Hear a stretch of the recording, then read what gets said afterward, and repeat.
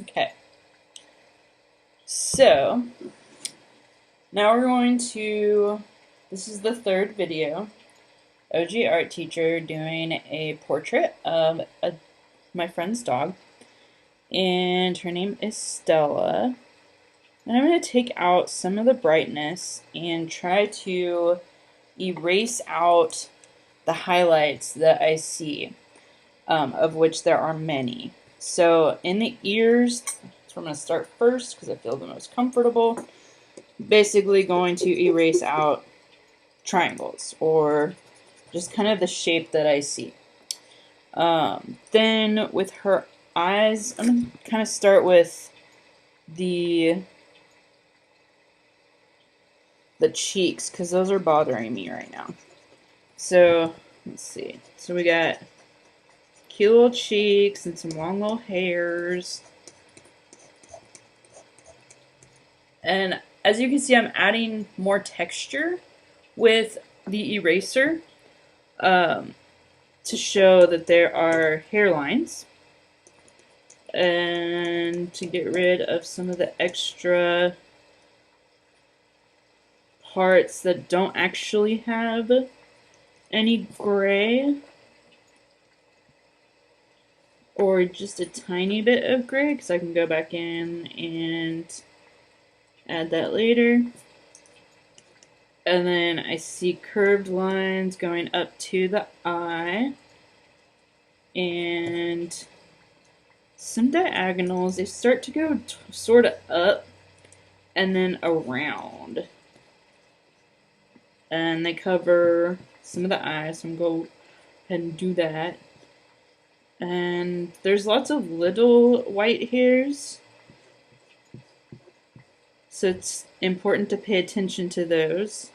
And again, with the erasing, it's important to erase in that contour where you follow the lines of the hair.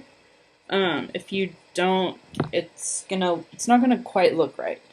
And in my opinion, she still doesn't look right, but it's gonna take some work to do so, to get her to look the way I want her to look.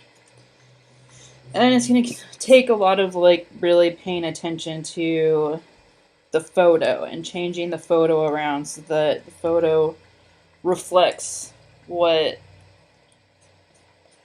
I am putting on the paper, which is hard.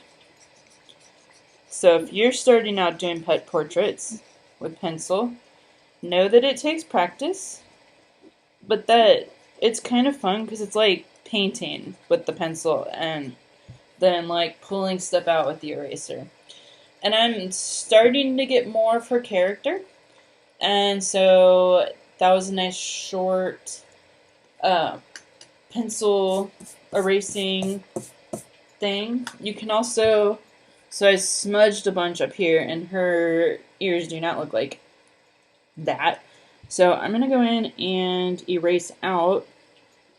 Her ears look smoother than I drew, or colored, rather.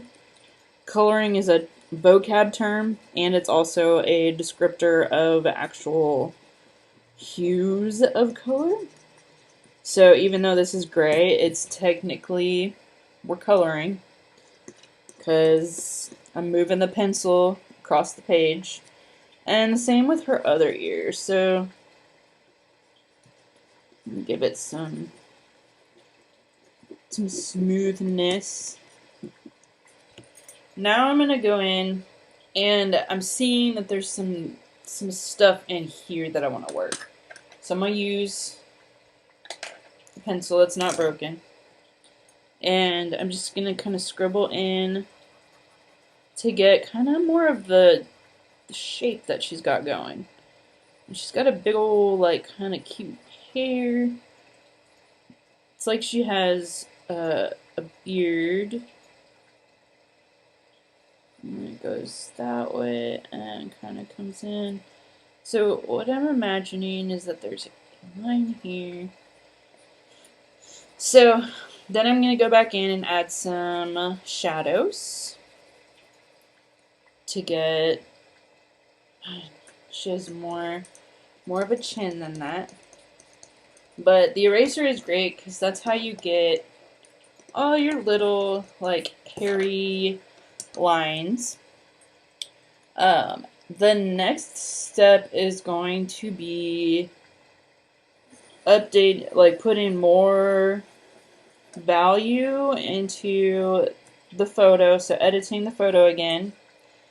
And looking at this photo, it looks like I can see her tail. So I'm going to add her tail right there.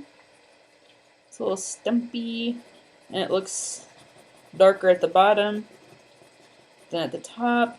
And there's going to be a shadow because it's behind.